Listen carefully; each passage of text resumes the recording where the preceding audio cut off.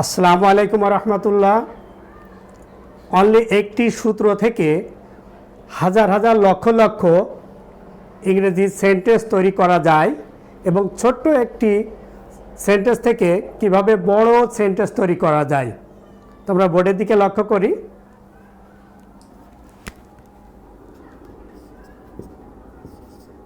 I do, IT subject, do ভার্বের প্রথম রূপ।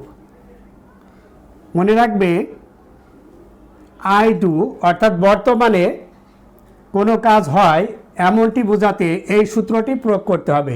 যেমন আই ডু আমি করি, আমি কাজটি করি। আই ডু দি ওয়ার্ক, আমি কাজটি করি। I do the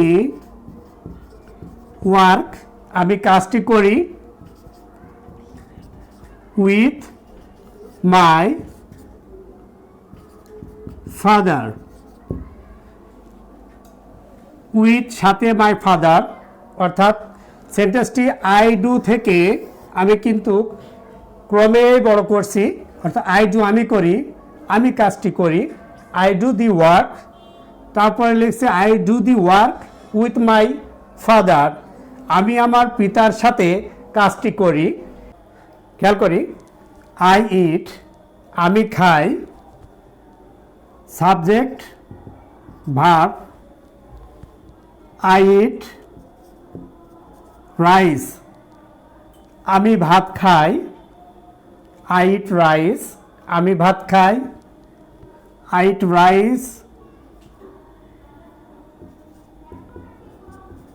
with my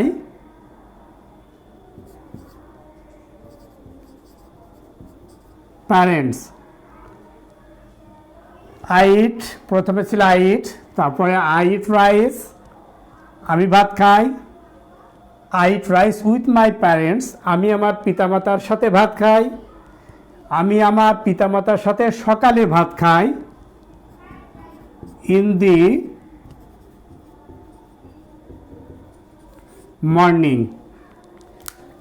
তো শুরুতে ছিল আই ইট আমি খাই। আই ইট রাইস আমি ভাত খাই। I eat rice with my parents আমি আমার পিতামাতার সাথে ভাত খাই। I eat rice with my parents in the morning আমি আমার পিতামাতার সাথে সকালে ভাত খাই।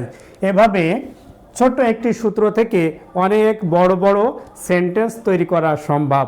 শুধুমাত্র আমাদের প্র্যাকটিস করতে হবে। মনে রাখতে হবে, practice makes a man perfect.